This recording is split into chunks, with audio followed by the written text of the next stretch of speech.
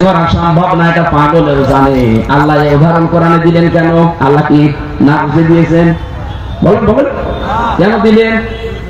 কারণ এটা পৃথিবীতে কেউ বিশ্বাস করে না যে সূর্যের ছিদ্র দিয়ে উঠ যেতে পারে, তেমন সম্ভব না। আল্লাহ যদি উদাহরণ সেট করতে পারে যে জীবনে আপনার জান্নাতে যেতে পারবেন না, যতই আপনার জন্য 50টা গরু সবাই কথা বলেন না কেন? আজকে আমরা ওই ধান্দায় আছে, আমার বাবা চায় গরু আছে 50টা মেরে দেবো, মানুষ খাবে আর বাবা জান্নাতে যে হাসবে। আমি মাঝে মাঝে একজনের দোয়া শুনতাম যে বাবা তুমি জান্নাত থেকে একটু দেখো যে বাংলাদেশটা আমি কি করে সাজাচ্ছি, মনে হচ্ছে ওর বাবাকে জান্নাতে দেখিয়ে এসেছি।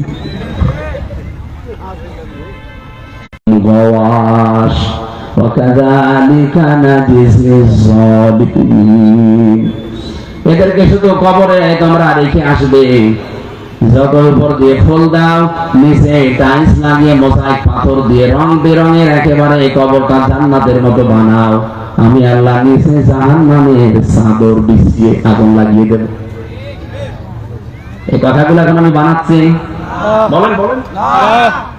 এখানে কোরআন যারা শুনতে আসেন নাই তাদের ভুল হয়ে গেছে। আগামীতে কোরআনের অনুষ্ঠান হলে আপনি ভুল করবেন না। 2 নম্বরে আমরা যারা বলতে এসেছি আমাদেরকে একটু গোপন করলে সমস্যা আছে, এখানে আমরা গোপনও করব না। কোরআন যারা গোপন করে তাদের শাস্তি মারাত্মক নিচে। সূরা বাকারার 159 নম্বর আয়াতটা পড়বেন বাড়িতে। ইন্নাল্লাযীনা ইয়াকতুমুনা মা আনজালনা মিনাল বায়্যিনাতি ওয়াল হুদা মিন বা'দি মা বায়্যানাহু লিন-নাসি ফিল কিতাব উলাইকা ইয়ালআনুহুমুল্লাহ ওয়া ইয়ালআনুহুমুল লাঈনুন।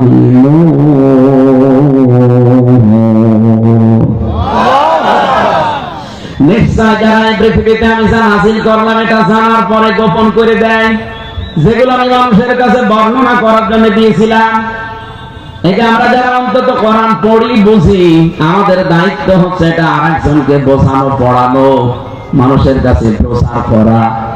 এই দায়িত্ব যারা পালন করলো না, আল্লাহ পাক বলেন এদের শাস্তি কি জানো?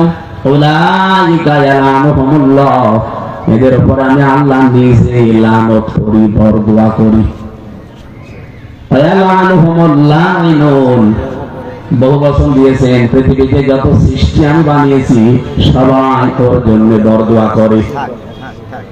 পৃথিবীর মাছ পানির নিচে থাকে, পিপিলিকা থাকে গর্তে, ওখান থেকে আল্লাহর ফেরেশতারা পর্যন্ত ওই লোকটার জন্য বরদোয়া করছে, করতে থাকবে। এলানু মোজারে, বর্তমান ভবিষ্যৎ, প্রেজেন্ট ফিউচার, কিয়ামত পর্যন্ত বরদোয়া করতে থাকবে ওই লোকটার জন্য, যারা কোরআনের জ্ঞান পাওয়ার পরে যেগুলো প্রচার করার কথা সেগুলো করে নাই। বাংলাদেশে এরকম আলেম নেই, আর জোরে বলেন নেই। আল্লাহ তুমি আমাদেরকে বাঁচাও, যারা আমরা প্রচার করতে আসি ইমানের দাবি অনুযায়ী যেন হক কথা বলতে পারি, বলেন আমিন। দরুদ আর সালাম পাঠ করার মাধ্যমে আমরা শুরু করছি সূরা আনকাবুত। কোন সূরা? বলেন না কেন? 69টা আয়াত আছে, মাত্র একটা আয়াত পড়েছি, 40 নম্বর আয়াত মক্কায় নাযিল হয়েছে। এই সূরাটার নাম আল্লাহ আনকাবুত দিয়েছেন কেন? বাংলা অর্থ হচ্ছে মাকড়সা। আমাদের ঈমান যাদের আছে তাদেরকে আল্লাহ একটা উদাহরণ দিয়েছেন যে মাকড়সা কি জানো? এদের যে জাল দেখতে মনে হয় যে বিশাল কিছু, এই যে জমিনটা পড়ে আছে, এই সামিয়ানা যদি না থাকে সকালবেলা দেখবেন পুরা এলাকা মাকড়সার জালে ছেয়ে গেছে। কি আমি যদি এসে মনে করেন এত বড় বিশাল এরিয়ায় মাকড়সার জাল আমি কি করে ভাঙবো, কয়দিন লাগবে? ওই যে যেটা বললো, অতটুকু বাচ্চারা শুধুমাত্র একটা লাঠি দিয়ে বলবেন তুই শুধু ঘোর, শুধু ঘুরতে থাকবে, যা আছে সব ভাঙতে ভাঙতে চোরমার হয়ে যাবে। রব্বুল আলামিন আনকাবুত নামে সূরা দিয়ে আমাদেরকে বোঝাতে চেয়েছেন, ঈমানদারেরা, পৃথিবীর কাফের মুশরিক যারা, মুনাফিক যারা, এদের ষড়যন্ত্র মনে হবে বিশাল। তুমি শুধু একটু দাঁড়িয়ে যাও, ওদের ষড়যন্ত্র এমনিতেই ভেঙে চুরমার হয়ে যাবে। কোরআনে কারিমে আল্লাহ এমনিতেই সূরা আনকাবুতটা নাযিল করেন নাই, আমাদেরকে অভয় বাণী দিয়েছেন, সাহস জুগিয়েছেন। ইন্না কাইদাশ শাইতানি কানা দাঈফা, অবশ্যই শয়তানের যত চক্রান্ত সব দুর্বল, না একেবারেই দুর্বল? আজ কিন্তু শয়তানের বহু চক্রান্ত মানুষ শয়তান এবং জিন শয়তানরা করছে এবং সামনে করবে। কথা বলেন না কেন? যেহেতু দিন এই দেশে থাকবে কি থাকবে না এই অবস্থা চলে এসেছে, এদের শয়তান বসে নেই। ইমানদার যারা আছে এই দেশে তারা ইমানের তাকিতে দেখবেন সব সময় চেষ্টা চালাবে আল্লাহর রাস্তায়। সূরা নিসার 85 নম্বর আয়াতে 75 নম্বর আয়াতে এটা আছে, আল্লাযীনা আমানু ইউকাতিলুনা ফি সাবিলিল্লাহ, যারা ঈমান এনেছে তারা ঘরে বসে থাকার জন্য না, তারা জিহাদ করবে, সংগ্রাম করবে আল্লাহর রাস্তায়। হ্যাঁ, এই কাজই করবে কাফেররা, কিন্তু শয়তানের রাস্তায়। তারা ইমানদারের মতো মিছিল করবে, মিটিং করবে, তারা মানববন্ধন করবে, তারা অস্ত্র নিয়ে বের হবে, কিন্তু ইমানদার বের হবে আল্লাহর জন্য, আর বেঈমান বের হবে শয়তানের জন্য। আমার তো মনে হচ্ছে আল্লাহ আয়াত মনে হয় এই সালে নাযিল করেছে, আল্লাযীনা কাফারু, যারা কাফের, ইউকাতিলুনা ফি সাবিলিত তাগুত, তারা লড়াই করবে, সংগ্রাম করবে, কিন্তু রাস্তাটা হবে শয়তানের। ফাকাতিলু, তোমরা লড়াই চালাবা, সংগ্রাম চালাবা। ফাকাতিলু বহু বছর দিয়েছে, আউলিয়া শয়তান, এই পৃথিবীতে শয়তানের অনুচর যারা, শয়তানের সহযোগী যারা, মুরিদ যারা, তাদের বিরুদ্ধে এবার আল্লাহ দিলেন সাহস জোগাতে, ইন্না কাইদাশ শাইতানি কানা দাঈফা, জেনে রাখো আমার বান্দা বান্দি ইমানদারেরা, শয়তানের চক্রান্ত একেবারেই দুর্বল। কোরআনের ভেতরে আমি 36 জায়গায় পেয়েছি এরকম আয়াত, মানে আয়াত এরকম না কিন্তু সামারাইজ এইটাই, 36 জায়গার কথাই পৃথিবীর যত চক্রান্ত শয়তানের, দেখতে হলে মনে হবে পাহাড়ের মতো, কিন্তু কাছে গেলে দেখবে না, কেটে না। সুতরাং এবার ইমানদার যারা আছে তারা যেন চুপসে না যান, আপনাকে এবার দাঁড়িয়ে যাওয়া লাগবে অন্তত পাহাড়ের মতো, এমনি টিকে যাবে।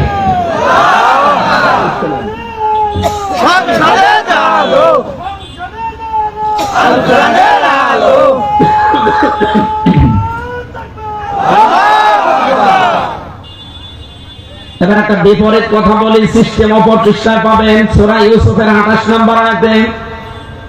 শয়তানের যত চক্রান্ত তাম দুনিয়ায় আল্লাহ বললেন একেবারেই দুর্বল, কিন্তু মেয়েদের চক্রান্তের কথা বলতে গিয়ে আল্লাহ কিন্তু বলেন না যে মেয়েদের চক্রান্ত দুর্বল। ইন্না কাইদা কুন্না আযীম, এখানে যারা আলেমদেরকে বলছি, আল্লাহ কিন্তু ইন্না কাইদা কুন্না দিয়েছেন। শুধু যদি এখানে জুলাইখার কথা হতো তাহলে জুলাইখার নাম দিত আল্লাহ, অথবা কি দিত? আল্লাহ বহু বচন দিয়ে জানিয়েছেন যে জুলাইখার ষড়যন্ত্র শুধু না, কিয়ামত পর্যন্ত জুলাইখার মতো ষড়যন্ত্র মেয়েরা করবে। ইউসুফ নবীর বিরুদ্ধে ষড়যন্ত্র করে তারা 10 বছর জেল খাটিয়েছে। কিয়ামত পর্যন্ত জুলাইখার মতো ষড়যন্ত্র মেয়েদের ভেতরে থাকবে, তাদের দ্বারা আমার ইমানদারেরা পরীক্ষার সম্মুখীন হবে। এখন নেই, বলেন বলেন, আমি যুবক মানুষের জন্য আমার বিরুদ্ধে এখন মেয়েদের করে লাগাবে। গফুর সাহেবের তো যৌবন নেই, ওনার যদি এখন বলা হয় যে মেয়ে লোক নিয়ে, কেউ বিশ্বাসও করবে না, ওনার অন্য কিছু শয়তান লাগাবে। আল্লাহ বলেন পৃথিবীতে শয়তানের চক্রান্ত তো দুর্বল, মেয়েদের চক্রান্ত এত ভয়ঙ্কর। মেয়ে লোক যদি শয়তান দখল করে, আপনি জান্নাতের ভেতরে দেখেন শয়তান শুধু ধোঁকা দিয়ে বোকা বানিয়ে কি আরম্ভ করেছিল। হযরত আদম আলাইহিস সালাম তো বাইরে জান্নাতের অন্য জায়গায় ঘোরাফেরা করছিলেন, শয়তান ঠিক জান্নাতের মেইন গেটে দাঁড়িয়ে করুণ সুরে কাঁদছিল আর নসিহত করছিল। হযরত আলাইহিস সালাম আসলেন, জান্নাতের মেইন গেটের কাছে দেখলেন একজন মুরব্বী মানুষ কাঁদে। কাঁদেন কেন? আমি আমার জন্য না তোমাদের জন্য কাঁদছি। আমাদের আবার কেমন তো ভালো আছে না, গোপন সংবাদ আমার কাছে আছে। ভালো তো আছো কিন্তু ভালো থাকতে দেবে না তোমাদের। আমি শুনলাম নাকি এখান থেকে তোমাদের পাঠিয়ে দেবে এক জায়গায়। হযরত হাওয়া আলাইহিস সালাম চিন্তা করেছিলেন ওই দিন, এটা তাফসীরে ফি জিলালিল কোরআনে আছে। এত বড় শান্তির জায়গায় থাকতে পারবো না, কে বাধা দেয় গো দেখি। শয়তান তখন কান্নার সুরে সুরে বলছিল, আমি গোপনে সংবাদ পেয়েছি ওই যে গাছের কাছে যাওয়া নিষেধ, নিষেধ। ওই গাছের কাছে যদি যেতে পারো আর ফল যদি খেতে পারো চিরস্থায়ী হয়ে যাবে। আও তাকুনা মালাকাইনি আও তাকুনা মিনাল খালিদিন, হয় ফেরেশতা হয়ে যাবা না চিরদিন এখানে থাকতে পারবা, কেউ তোমাদের আর নামিয়ে দিতে পারবে না। মেয়েদের ভেতরে স্বভাবটা এই, ওরা যদি কোনো কাজে একবার শান্তি পায়, জীবন চলে গেলে ওই কাজ তারা ছাড়তে চায় না, এটা অভ্যাস। ওরা যদি পরকীয়া প্রেমে একবার শান্তি পায়, আপনি মাথায় খেটে মেরেও আটকাতে পারবেন না। দেখবেন 4-5টা ছেলে মেয়ে রেখে আল্লাহ রাস্তায় চলে গেছে, যায় না, এরকম যায় না। শয়তান যদি ওদের কোনো কাজে একবার শান্তি দিতে পারে, আপনি যত নসিহত করেন বলুন থাক, পরে তওবা করে নেব। হযরত হাওয়াকে যেহেতু টার্গেট করেছে, হযরত হাওয়া তো মনে করছে কি এই শান্তির জায়গায় থাকতে পারবো না, মানে এত বড় শান্তির চেয়ারে যদি থাকতে না পারি, এতে যা করা লাগে আমি তাই করব। আমার মনে হয় ওনাদের মতো একজন ছিল, তাকেও শয়তান দখল করেছিল, খাতে লোক দেখাতো চেয়ার কিন্তু হারাবা আমাদের কথা না শুনলে। এই জন্য মহিলা সবসময় ওদের অনুগত ছিল। এদিকে দেশ বিক্রি হয়ে যাচ্ছে, যা সব চলে যাক, অসুবিধা নেই। আমার চেয়ারে যে শান্তি আমি পেয়েছি, জীবন চলে গেলে চেয়ার ছাড়া যাবে না। শয়তান মেয়েদের টার্গেট করলে এইভাবেই করে। এখনো কিয়ামত পর্যন্ত যেহেতু শয়তান মেয়েদেরকে টার্গেট করবে, এই জন্য মেয়েদেরকে বলছি সাবধান, যেই মহিলাকে শয়তান টার্গেট করবে ওই পরিবারটা দেখবেন ধ্বংস হয়ে যাচ্ছে। আল্লাহ দেখতে মনে হয় মেয়ে লোক, নামাজ পড়ে, বোরকা পরে, কালো মোজা পরে, হাত মোজা, পা মোজা, কিন্তু পরিবারে দেখবেন স্বামীর সাথে মিল নেই। এই কথা বলছেন না, এমনকি ফতোয়া পর্যন্ত দেয়। এলাকার সবাই আমারে ভালো বলে, শুধু খোকার বাপ আমরা দেখতে পারে না।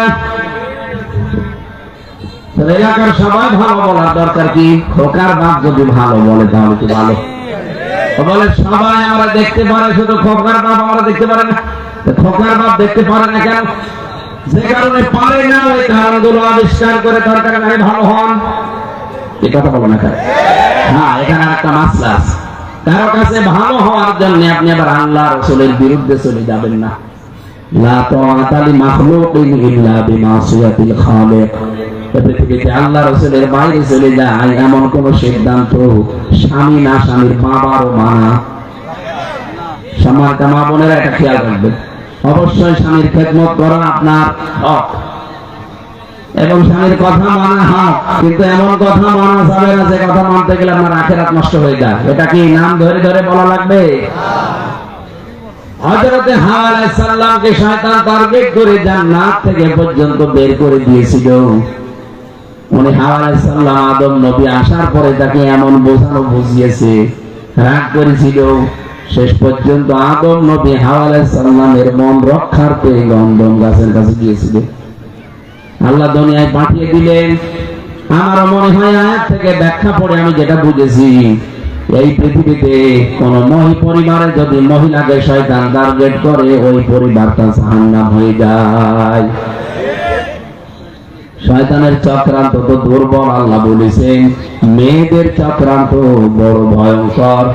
আল্লাহ আমাদের মেয়েদের চক্রান্ত থেকে বাঁচিয়েছে, আগামীতে দেশে যেন আর চক্রান্ত না হয়। 54 বছরের প্রায় 36 বছর মেয়ে লোক ছিল দায়িত্বে। কি করেছেন আপনারা? 36টা বছর এই দেশের দায়িত্ব পালন করেছেন। যৌতুকের মতো একটা মহা কৌতুক চলছে, সেইটা এই দেশ থেকে তুলতে পারেননি। কিসের দায়িত্ব ছিলেন মেয়ে লোক হয়ে? আগামীতে আমরা যদি সত্যি ইসলামকে নিয়ে যেতে পারি, আল্লাহর কসম দিয়ে বলছি, যৌতুক নামের মহা কৌতুক যেটা চলছে মানবতার সাথে, মেয়েদের সাথে, মেয়ের বাপের সাথে, এটা আমরা ঝাঁটা পিটাই করে বিদায় করব। আমরা চান না এটা? খালি হাত তুলে চাইলেই হবে, পাঠাতে হবে না আমাদের। এবার বলেন রাজনীতি যারা চায় এটা, আপনি তাদের পাঠান। যারা কথা বলতে পারে যে আমরা ঘিরে কোরআন দিয়ে রাষ্ট্র চালাবো, সংসদ চালাবো, আপনি তাদেরকে পাঠাবেন। এখানে রাজনৈতিক দ্বন্দ্ব খোঁজার দরকার নেই। এই দেশে ৭৩টা দল কাজ করছে। যে এই দলের লোক বলবে আমরা সংসদ কোরআন দিয়ে চালাতে চাই, আমি আপনাদের আহ্বান জানাবো তাদেরকে ক্ষমতায় নিয়ে যান। কোনো কিছু টাকার দরকার নেই। কিন্তু যারা বলে আমরা শরিয়া আইন কোরআন আইন বিশ্বাসই করি না, তারা গেলে চালাবে। এখানে আবার কি বলা লাগবে? এখানে কোন ধান্দাবাজি আছে, কোন ধাপ্পাবাজি আছে, কোন চাপাবাজি আছে বলেন? এটা ওপেন কথা। আপনি আজকে বলেন যে আমরা কোরআন দিয়ে সংসার চালাবো, আল্লাহর কসম আমি আপনার পক্ষে এখন কাজ করব। আপনি তো বলেন না। যারা বলে আমি তো তাদের সাথে আছি। এরা যদি না বলতো, এরা যদি বলতো যে না কোরআন দিয়ে আমরা সংসার চালাবো না, বাংলাদেশ চলবে না, আল্লাহর কসম আমি ওদের সাথে থাকতাম না। দরকার হয় নিজে নিজে দল করতাম। আমি চাই এই দেশটা কোরআন দিয়ে চলো। আপনি দেখি লিল্লাহি তাকবীর, দেখেন তো হাত তুলে রেখে, ও দেখো বলেন হাত বের করতে চাচ্ছে না, বলেন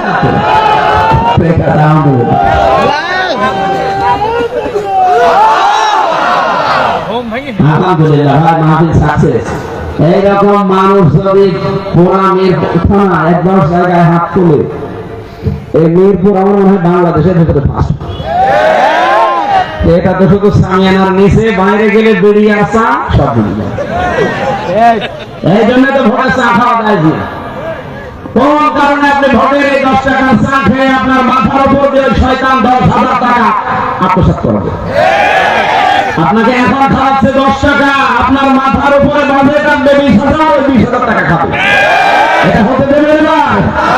এতদিন আমরা পাগল ছিলাম, এখন আর পাগল। অনেকে আমার বছর টাকা দিয়ে যাচ্ছে, করবো কি? টাকা নেবেন পায়খানার কাছে লাগাবেন। টাকা তো ভালো কাছে লাগানো যাচ্ছে না, তারা তো হারাম টাকা মসজিদে দেওয়া যাচ্ছে না। পায়খানা বা পোশাক খানা বানাবে, থাক ওই শয়তান এটা শুনে যেন টাকা না দেয়, তারপরেও দেবে। ওদের টাকা তো অবৈধ টাকা, করবে কি?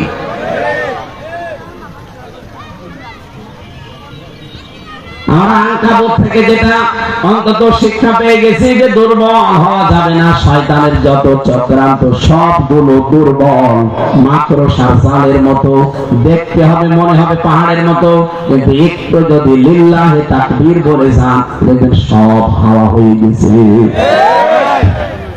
আমরা এখান থেকে মাত্র একটা আয়াত পড়লাম, ৪০ নম্বর আয়াত। আমার আলোচনার বিষয় মনে আছে? কোন অপরাধের কোন শাস্তি আল্লাহ দুনিয়ায় নাযিল করেন? রব্বুল আলামিন বলেন ফাকুল্লান আখাযনা বিযামবিহি ফামিনহুম মান আরসালনা আলাইহি হাসিবা। আমি তাদেরকে ধরেছিলাম তাদের পাপের কারণে। কাউকে কাউকে আমি আল্লাহ পাথরের বৃষ্টি দিয়েছি। কিসে? পাথরের বৃষ্টি নাযিল করেছি কার উপরে? কাউকে আমি মানে ঝড় আওয়াজ দিয়েছি, ঝড়ের আওয়াজে তারা কান কালা হয়ে পড়েছিল। কাউকে আমি জমিনের ভেতরে গেড়ে দিয়েছি। কাউকে পানির ভেতরে ডুবিয়ে দিয়েছি। আল্লাহ বলেন আমি কারো উপর অত্যাচার করতে চাই না,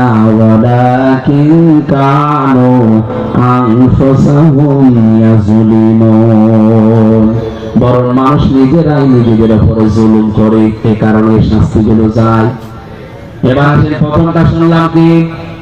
এই পৃথিবীতে আল্লাহ পাক কাউকে কাউকে, এখানে হাসিবা শব্দের অর্থ পাথরের বৃষ্টি। রব্বুল আলামিন বলেন আমি কাউকে পাথরের বৃষ্টি দিয়ে দুনিয়া থেকে ধ্বংস করেছি। মিনহুম মান আখাযনা আমিনহুম মান আরসালনা আলাইহি হাসিবা। তাদের কারো কাছে আমি পাথরের বৃষ্টি নাযিল করেছিলাম, কারো কাছে আমি ঝড় দিয়েছি, ঝঞ্ঝা, এমন ঝড় এসেছে তাদেরকে উল্টিয়ে পৃথিবী থেকে ডেড সি বানিয়ে দিয়েছে, মৃত সাগর। আমি বাইরের দেশে গেলে দেখেছি, জর্ডানে আমাকে দেখাচ্ছিল একজন যে এই সেই মৃত সাগর, যেখানে কোনো জীবজন্তু হয় না, কোনো মাছও হয় না, যা আছে উপরে ভেসে থাকে। লূত নবী আলাইহিস সালামের জামানায় ওই জায়গাটা জিবরাইল তার পাখা দিয়ে একটা বাড়ি দিয়েছিলেন, এক বাড়িতে সাগর হয়ে গেছে। এবার আসেন তো কোন পাপের কোন শাস্তি, যেটা বলছিলাম এটার দিকে যাই। আমরা কোরআনে কারিমে পড়েছি, রব্বুল আলামিন বলেন আমতারনা আলাইহিম মাতারা, বৃষ্টি নাযিল করেছি তাদের উপরে, বৃষ্টির ঝড়। মাতার মানে বৃষ্টি, বৃষ্টির যে ঝড় হয় এটা হয়তো আমরা দেখিনি, মাঝে মাঝে এটা মরুভূমি এলাকায় হয়, বৃষ্টির ঝড় দেয় আল্লাহ। এক জায়গায় বিশাল পাহাড়ের মতো বালি স্তূপ হয়ে আছে, ঝড় আসার 2-3 মিনিটের ভেতরে দেখবেন একটা বালিও নেই, এখান থেকে 1 কিলোমিটার দূরে বালিগুলো যে আবার পাহাড় হয়ে গেছে। এটা মরুভূমির ভেতরে এগুলো দৃশ্য দেখা যায়। ফানজুর কাইফা কানা আকিবাতুল মুজরিমিন, নজর করে দেখবা যে মুজরিম পাপিষ্ঠ তাদের সাথে আমি আচরণ কি করেছি, তাদের পরিণতি কি বানিয়েছি। এখানে আল্লাহ একজন নবীর নাম আমাদেরকে শোনাচ্ছেন, তার নাম শুআয়ব। ওয়াইলা মাদিয়ানা খাহুম শুআয়বা ক্বালা ইয়া কওমি ইবুদুল্লাহা মা লাকুম মিন ইলাহিন গায়রু। আমি মাদিয়ান শহরে তার ভাই হযরত শুআয়ব আলাইহিস সালামকে মাদিয়ান শহরে পাঠিয়েছিলাম। সে জাতির লোকের কাছে যে বলেছে আমার জাতির লোকেরা আল্লাহর ইবাদত করো, তার সাথে কাউকে শরীক করবে না, তিনি ছাড়া কোনো ইলাহ নেই। ইলাহ শব্দের অর্থ 4টা। 1 নম্বর ইলাহ মানে আইন দাতা, তার মানে আমাদের পরিবার সমাজ রাষ্ট্র চালাতে যে আইন লাগে এটা আল্লাহ ছাড়া কেউ দিতে আরো জোরে বলেন। এই দাওয়াত যে আমরা আসবে এটাকে বানিয়ে দেই না নবীদের দাওয়াত। আমি নাম ধরেই বলছি, বাংলাদেশে যারা ইসলাম কায়েম করতে চায় তারা কিন্তু এই দাওয়াতটাই দেয়, আসে আমরা আল্লাহর বিধান কায়েম করি। কথা বলো না কেন? এটা কিন্তু 200 বছর 500 বছরের কথা, এটা হাজার হাজার হাজার হাজার বছর আগের কথা। শুআয়ব নবী তার গোত্রের কাছে গিয়ে বলেছিলেন, ক্বালা ইয়া কওমি উবুদুল্লাহ, হে আমার জাতির লোকেরা আল্লাহর ইবাদত করো, উবুদুল্লাহ মা লাকুম মিন ইলাহিন গায়রু, তিনি ছাড়া কোনো ইলাহ নেই। তাহলে ইলাহ শব্দের যে অর্থগুলো, তার প্রথম অর্থ আইনদাতা। আল্লাহ ছাড়া আইন কেউ দিতে পারে না, এখানে আমরা আল্লাহ ছাড়া কারো আইন মানি না। কথা বলেন না কেন? আল্লাহ ছাড়া অন্যের আইন মানা শিরক। এই শিরক ছাড়া কায়েম করতে চাচ্ছেন, আপনার কি হবে নামাজ দিয়ে, কি হবে রোজা দিয়ে, কি হবে ব্যবসা করে, পর্দা করে, হজ করে? বলেন, আপনি তো ধোঁকায় আছেন। শিরক করছেন একদিকে, আল্লাহর আইনের বিপক্ষে মানুষের তৈরি করা আইন প্রতিষ্ঠান আন্দোলন করে, দল করে, কাজ করে, এদিকে ঈমান শেষ, শিরক করে আপনি অলরেডি হয়ে গেছেন মুশরিক। কথা বলছেন না কেন? এ দেশে মনে হয় নেই? কদ জাআকুম বায়্যিনাতুম মির রাব্বিকুম, অবশ্যই তোমাদের রবের পক্ষ থেকে তোমাদের কাছে স্পষ্ট দলিল আমি নিয়ে এসেছি। সেই দলিলগুলো কি? ফাআউফুল, কোরআন বলছেন কেন? ওই জামানায় কোরআন ছিল? হ্যাঁ, কথা বলেন না কেন? কোরআন ছিল জামানায়? আল্লাহর কথাগুলো আমাদের শোনাচ্ছেন যে তাদের যে আমি শাস্তি দিয়েছিলাম, এই যে পাথরের বৃষ্টি দিয়ে ধ্বংস করলাম, কেন এই শাস্তিটা এখনো পর্যন্ত আমি নাযিল করতে পারি? পাথরের বৃষ্টি হবে, শিলাবৃষ্টি হয় না? শিলা যে পরিমাণে নাযিল হয় আকাশ থেকে, এটা যদি এইভাবেই পড়তো কারো মাথার উপরে, সে কিন্তু 70 গজ মাটির ভেতরে ডুবে যেত। এত বিশাল আসমান থেকে আস্তে আস্তে আল্লাহ ছোট করে ফেলে। আমি তাফসীরে পড়েছি যে শিলাগুলো আকাশ থেকে আল্লাহ ছেড়ে দেয়, ফেরেশতারা যতটা ছোট করতে করতে নিচে না নামায়, ওইভাবে যদি নেমে আসে দুনিয়ায় কেউ বাঁচতে পারবে না। টিনের উপরে পড়লে দেখবেন টিন ঝাঁঝরা হয়ে যায়, কারণ এর একটা ওজন আছে। উপর থেকে পড়লে এমনি তার ওজন থাকে। এই স্টেজ থেকে যদি আপনি এখন একটা পাথর ফেলে দেন, এর ওজন যতটুকু হবে 20 তলা বিল্ডিং থেকে ফেলে দিলে ততটুকু হবে। একটা মোটর সাইকেলে যাচ্ছিলাম, পেছনে বসে আছি, একটা পাখি ওড়ার সময় এই জায়গায় একটা ধাক্কা দিয়েছিল আমার, প্রায় 19 সালে, 6 বছর আগে। এখনো পর্যন্ত দেখা যায়নি, কারণ মোটর সাইকেলের একটা ফোর্স আর পাখি উঠছিল ওর একটা ফোর্স, এই দুই ফোর্স এক জায়গায় হয়ে আমার এই জায়গাটায় লেগেছিল। আল্লাহ বলেন যে শিলাগুলো আমি নাজিল করি, একটা ফোর্স আছে। আকাশ থেকে ফেলে দেওয়ার সময় মনে করেন 5 মণ এক একটা, এই বিশাল পাথর শিলাখণ্ড ফেরেশতারা ধরতে এই 500 কিলোমিটার 5000 বছরের রাস্তা, আসমান থেকে জমিন, এখানে আস্তে আস্তে ফেরেশতারা এই জমিন নিয়ে একেবারে গুটি করে ফেলে। আমি মাঝে মাঝে আয়াতটা পড়ার পরে মনে করি, আল্লাহ মানুষকে টাইট করার জন্য তো তোমার তো কিছুই লাগে না, শুধু ফেরেশতাদেরকে বলবা যে তোর ওই পাথর ধরার দরকার নেই, পড়ুক, যেখানে পড়বে সেখানে কাজ সেম। মাকুল কাজ সেম, মাকুল চেনেন না? ওই যে হাতি বাহিনীর সাথে আল্লাহ করেছিল। এখন এই যে শাস্তিটা আল্লাহ কেন দেন? শিলাবৃষ্টি, ফসল আদি ফল ফলাদি সব নষ্ট হয়ে যায়। এখনো বাংলাদেশে যদি এই গোনাটা থাকে, আল্লাহ এখনো এটা নাজিল করার সম্ভাবনা নেই। আরো জোরে বলেন। আল্লাহ বলেন ফাউফুল কাইলা ওয়াল মিজান, 1 নম্বরে তারা যেন ওজনে কম বেশি না করে। বাংলাদেশে কথা বলেন না কেন? এই পাপ যারা করছেন নিজের ক্ষতি করছেন না, আমাদের ক্ষতি করছেন আপনি। কারণে আযাব আল্লাহ নাযিল করবে আপনার কারণে। ফাউফুল কাইলা ওয়াল মিজান, এই মিজান দাঁড়ি পাল্লার ওজনে কম বেশি করা যাবে। ওয়ালা তা'তাবু ওয়ালা তাবখাসুন নাসা আশিয়াহুম ওয়ালা তুফসিদু ফিল আরদি বা'দা ইসলাহিহা। আর মানুষের কাছ থেকে যখন কোনো জিনিস নেয় তখন বেশি করে নেয়, দেওয়ার সময় কম করে দেয়। তার মানে ওজনে কম বেশি করা। অনেকে মনে করে এ আর কি, এ দুনিয়ার কাজ। কে বলেছে আপনাকে? এটা দুনিয়ার কাজ না, নামাজ দেওয়া আখিরাতের কাজ, রোজা রাখেন আখিরাতের জন্য, এইটা আখিরাতের কাজ। 2 নম্বরে কাজ করতো কি? ওয়ালা তুফসিদু ফিল আরদি বা'দা ইসলাহিহা, জমিন শান্ত হয়ে যাওয়ার পরে অশান্ত করার জন্য আপনি পায়তারা করবেন না। এই বাংলাদেশে যে গোনাটা সবচেয়ে বেশি হয়। আগস্টের 5 তারিখের পরে 15.5 মাস আপনি হিসাব করেন, আমি পেয়েছি প্রায় 31 বার এই দেশটাকে অশান্ত করার জন্য।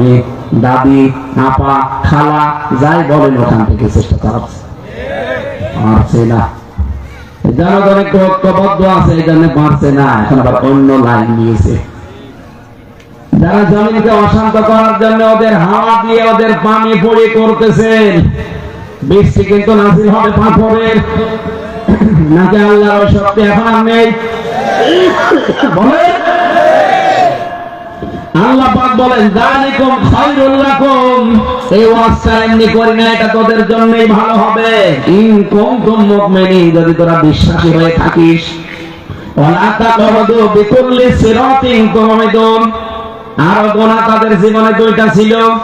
1 নম্বরে ওয়ালা তাকরুদু, বসে থাকবা না, বিকুল্লি সিরাতিন, প্রত্যেকটি রাস্তার পাশে,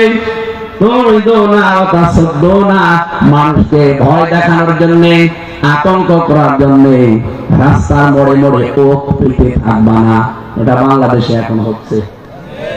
ইসলাম পন্থীরা বের হলে কি করে তাদের দুর্বল করা যায়, ভয় দেখানো যায়, আতঙ্কগ্রস্ত করা যায়। একদল মনে হচ্ছে নেমে পড়েছে। এখন আমি বানালাম, বলেন।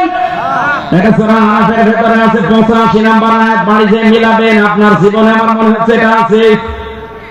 ওয়ালা তাকুদু বিকুল্লি সিরাতিন তুমিদুন, মানুষকে ভয় দেখানোর জন্য, আতঙ্কগ্রস্ত করার জন্য ওরা বিভিন্ন রাস্তায় পথ পেতে থাকে। এরপরে কি? ওয়াতাসাদ্দুনা আন সাবিলিল্লাহ, তারা আল্লাহর রাস্তা থেকে মানুষদেরকে দূরে সরানোর জন্য বিভিন্ন পায়তারা করে। আরে ভাই, আমার তো মনে হচ্ছে এই আয়াত এখন আরেকবার নাজিল করলো আল্লাহ এই কুষ্টিয়ার জন্য। ওজান গ্রামের জন্য নাজিল হয়েছে। ওজান গ্রামে আজকে ইসলাম প্রতিষ্ঠা যারা করতে চায় তারা একটা মিছিল বের করেছিল, অতর্কিত হামলা চালিয়েছে আর একদল। আপনি কিন্তু পাথরের বৃষ্টি নাজিল করার জন্য উঠে পড়ে লেগেছেন। আল্লাহ নাজিল করলে শুধু আপনি মরবেন না, আমাদেরকে নিয়ে মরবেন। এই জন্যই তো সতর্ক করছি। 2 তলা নৌকা চলছে, কয়তলা বলেন বলেন? উপর তলায় আমরা আছি, নিচ তলায় এমন কিছু মানুষ আছে পানির ব্যবস্থা শুধু উপরে, পানির ব্যবস্থা নিচে নেই। ওরা নিচ থেকে উপর তলায় শুধু পানি নিতে আসে। আমরা এই যে কয়েকজন যদি বলে বারবার পানি নিতে আসেন, আপনাদের কাছে তো পানি আছে, ওরা যদি বলে ঠিক আছে ডিস্টার্ব আর করবো না, এবার ঠিক আছে, সে একটা তক্তা খুলে যদি পানি নিচ থেকে বের করে, আর আমরা উপরে আব্দুল গফর সাহেবের মতো এত বড় আল্লাহর ওলি বসে বসে যদি বলে ঠিক আছে যে যা করছে করুক, লা ইলাহা ইল্লাল্লাহ, কাউকে কিছু বলবো না, সুবহানাল্লাহ, শুধু নিচে যারা আছে ওরাই ডুবে মরবে না, উপরে যারা আছে ওরা ডুববে। এই বাংলাদেশে অন্যায়, অত্যাচার, জুলুম, সাদাবাজি, দখলবাজি গুলো দেখে মুখ খোলা লাগে। কারণে অনেকে আমার বলে আপনার এসব বলা দরকার কি, যে যা করছে করুক, তার হিসাব সে দেবে। আর ভাই তার হিসাব সে দেবে আমিও জানি, কিন্তু সে যে মরছে এই গুনাহ করে আমারও তো মারছে। আমি না বললে যে পাথরের বৃষ্টি নাজিল হবে, ও তো মরবে না, আমার ঘর ভাঙবে। এখানে আমার নিজের বাঁচার জন্য হলো তার সতর্ক করা, বাধা দেওয়া, আটকিয়ে রাখা দরকার। এখানে আগামীতে ইসলাম আসলে দেশে আমরা চাঁদাবাজি করব না, কাউকে করতেও দেব না, তাহলে শাস্তি আর নাজিল হবে না। আমি কি নিচে নামবো? অবশ্যই না, নামলাম যা। দ্বিতীয় নম্বরে পেয়েছে হযরত সালেহ নবীর জীবনী। তাই ভালো করে শুনবেন, এটা কিন্তু আরো মারাত্মক। ওয়াইলা সামুদা খাহুম সালিহা, স্মরণ করো ওই সময়ের কথা যখন আমি সামুদ জাতির নিকটে তাদের ভাই সালেহকে পাঠিয়েছিলাম। তিনি ওই একই কথা বলেছিলেন আমাদের মতোই, ক্বালা ইয়া কওমি ইবুদুল্লাহ, হে আমার জাতির লোকেরা, আল্লাহর ইবাদত করা লাগবে, দাসত্ব করা লাগবে কার? আরো জোরে বলেন, আল্লাহর ইবাদত করা লাগবে। একামতে দিন এই দেশে যারা কায়েম করতে চায় তারা একই কথা বলে যে ইবাদত, দাসত্ব, বন্দেগী কার? বলেন বলেন। আবু সামাদের নামের উপর আজকে কারা কারা দেন ট্যাগ লাগিয়ে দিয়েছে, আমরা নাকি মওদুদুল ইসলাম করতে চাই। মওদুদুল ইসলাম বলে কোন ইসলাম আছে দুনিয়া? বলেন বলেন। পৃথিবীতে ইসলাম একটা, মদিনার ইসলাম। মওদুদীয় মদিনার ইসলামের অনুসারী ছিল। মদিনায় যে বিশ্ববিদ্যালয়টা আছে, ওই বিশ্ববিদ্যালয়ের প্রতিষ্ঠাতা যারা যারা পরামর্শ দিয়েছে মাওলানা মওদুদী আছেন। কার বিরুদ্ধে কলম লেখেন, কার বিরুদ্ধে কলম তোলেন, পান। আপনার জীবনে কি আছে এমন? সুদিন আলিফ বা তাসা পড়াশোনা কি করেছেন জীবনে? মাওলানা মওদুদী রাহমাতুল্লাহ আলাইহি জীবনে যে খেদমত করেছে, আপনাকে যদি এরকম 500 বছর হায়াত দেওয়া যায় কিছুই পারবেন না। আপনি শুধু খান আর পেট আর জব্বা বড় করেন। সে লোকটা যতদিন বেঁচে ছিল শুধু লিখেছে আর লিখেছে। আমাদের জীবনে তার লেখাগুলো পড়ে আমরা শেষ করতে পারি না, আর আপনি ফতোয়াবাজি করেন। জীবনে তার মতো একটা কিছু করে দেখেন তো। মানুষ হিসাবে যদি ভুল থাকে, মরা মানুষ নিয়ে আমরা কথা বলতে চাই না, আল্লাহ যেন মাফ করে দেয় এতটুকু। কথা বলবেন না কেন? এই জন্য তো বঙ্গবন্ধুকে নিয়ে আমি কিছু বলি না, জিয়াউর রহমানকে নিয়ে কিছু বলি না। মরে গেছে, তার হিসাব নিয়ে সে চলে গেছে। কিন্তু যারা জীবিত আছে, আমরা যেন এরকম কোন অপরাধ না করি যে অপরাধের জন্য দুনিয়ায় শাস্তি নাজিল হলে শুধু আপনি মরবেন না, আমারে নিয়ে মারবেন। এবার যে শাস্তিটার কথা বলছি ওটা তো গেল পাথরের বৃষ্টি। এবার যে শাস্তি নাজিল হবে এটা হচ্ছে আল্লাহ পাক তাদেরকে বায়ু দিয়েছিলেন, বাতাসের ঝড়। কিসের? বাতাসের ঝড় দিয়েছিলেন। অমিনহুম মান আখাযাতহু সাইহাতু, আল্লাহ বলেন ঝঞ্ঝা, বিক্ষুব্ধ ঝঞ্ঝা দিয়েছিলাম, ঝড় দিয়েছি, এমন কঠিন ঝড়। সালেহ নবী যাদের লোককে সতর্ক করলেন, আতজাআতকুম বায়িনাতুম মির রাব্বিকুম, জাতির লোকেরা সতর্ক বাণী শোনার পরে বলেছিল, নবী দাবি করো, মানি তোমারে, কিন্তু আমাদেরকে কিছু দেখাও। কি দেখতে চান? এই যে বিশাল পাহাড়, এই পাহাড়ের উপরে যে পাথর দেখা যায় বড়, এই বড় পাথর থেকে একটা 10 মাসে গাভীর গর্ভবতী একটা উট বের করা লাগবে, উটনি, এবং সেখান থেকে একটা বাচ্চা বের হওয়া লাগবে। ওরা মনে করছে যে পাথরের ভেতর থেকে উট বের হবে না, 10 মাসের বাচ্চা। এটা তো কল্পনার বাইরে। বলেন তাই কল্পনার বাইরে অসম্ভবকে সম্ভব করার দায়িত্ব কি নবীজির? সঙ্গে সঙ্গে সালেহ বিশ্বাসটা পড়ে গেলেন, জাতির লোককে বললেন, ঠিক আছে দেখি আমার আল্লাহ কতদূর নিয়ে যায়। লম্বা সেজদা দিয়ে বললেন, আল্লাহ তুমি আমার সাথে থাকো, জাতির লোকেরা যেটা দেখতে চায় এটা যদি দেখাতে না পারি আমার এলাকায় থাকায় দুষ্কর হয়ে যাবে। রব্বুল আলামিন পাঠিয়েছেন ঠিক, আমি ঘটনা বলার জন্য না, এখান থেকে একটা শিক্ষা নিতে চাই। আল্লাহ পাক সেই শিক্ষাটা এবার দিয়েছেন, হাদিহি নাকাতুল্লাহি লাকুম আয়াতান ফাজারুহা তাকুল ফি আরদিল্লাহ ওয়ালা তামাসসুহা বিসুইন ফায়াখুযাকুম আযাবুন আলীম। সূরা আরাফের 83 নম্বর আয়াতে আছে, 73 নম্বর আয়াতে আছে। আল্লাহ ঠিক গোষ্ঠী পাঠিয়েছিলেন 10 মাসের গর্ভবতী, সেখান থেকে একটা বাচ্চা বের হয়ে এসেছে। রব্বুল আলামিন জাতির লোককে বললেন,